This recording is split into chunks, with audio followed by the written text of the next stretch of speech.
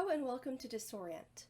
So today I was actually going to talk about Asian American mental health, but there's actually something that I really need to talk about before that, and that's neurodiversity. In high school, I at least knew that anxiety and depression were a thing, and I kind of knew what they were, but in the last few years, I learned that this really wasn't the case with my knowledge of ADHD, attention deficit hyperactivity disorder. I thought I knew what it was. I thought there's no possible way I could have it, and I was totally wrong. ADHD is nothing like American mainstream society makes it out to be. And I need to address this before I launch into Asian American mental health, because if anything, I just need people to know that it exists, that ADHD exists. So, a year and a half ago, when I was 23, I was diagnosed with ADHD, and ADHD is something that you have your whole life. And at that point, I had known that I struggle with anxiety and depression, and I'd known that for a couple years, but ADHD was just not on my radar at all. Um, and I think the fact that I have it and just had no clue, I think this is definitely an American issue, misunderstanding and then not understanding ADHD. But for me, being an Asian American compounded the struggles and the suffering I went through from having undiagnosed ADHD. Um, and I think there's some reckoning that we as Asian Americans have to do beyond fighting the mental illness stigma, beyond just talking about anxiety and depression, because there's a lot more to mental illness than just anxiety and depression. Because mental health and mental illness is not just about feelings. Yes, a big part of it is not feeling horribly anxious all the time or feeling totally down in the dumps. But there are those of us who have brains that work differently. Just like we all look different and feel different, we have different brains too. And so you have racial diversity, gender diversity, and there's also neurodiversity. Those of us who are not neurotypical, we differ from the norm in terms of how our brains function. And so we are neurodivergent. Our conditions are brain-based and developmental, and these conditions are always with us. They affect how we think and function and just who we are. And this doesn't just include people with ADHD, it's also autism, learning disabilities, dyslexia, dyscalculia, Tourette syndrome, dyspraxia, intellectual disabilities, invisible disabilities. And I think some of them are visible too. But this is just how we are. There's nothing fundamentally wrong or broken with us, but we do need help to live healthily and well in this world today, because we're kind of different from what the world expects us to be. And we need to be seen and appreciated for who we are. So during and after the process of being diagnosed with ADHD, I felt really pissed and hurt. I read about ADHD basically nonstop for 6 months, and everything I'd known and believed about ADHD was wrong.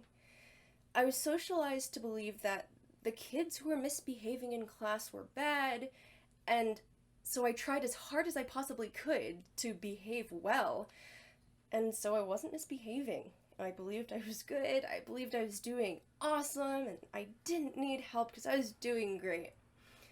But in the process, I learned to hide and suppress and shame all the parts of myself that make me me.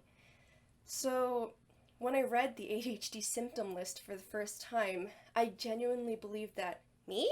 ADHD? Nah, never, not in a million years. I'm too good to have ADHD. But I read and I read and I read about ADHD because I was like, and the more I read, I freaked. And I went back to the symptom list and I told myself, okay, look, Emily, be honest with yourself. Think back to all of the things, even the humiliating, embarrassing things that you never, ever, ever want to think about again.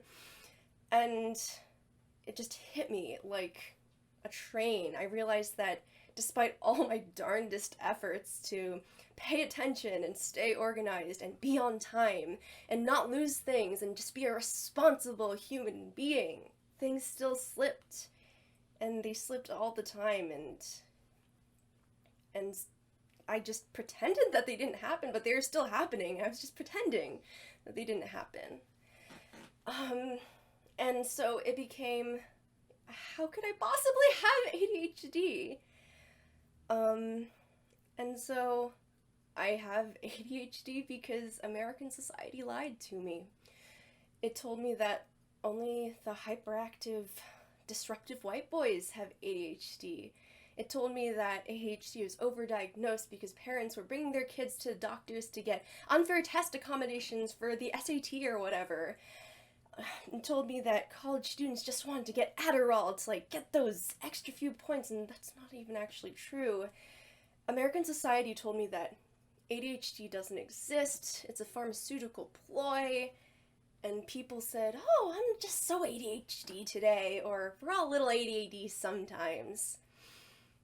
Asian culture also did its damage.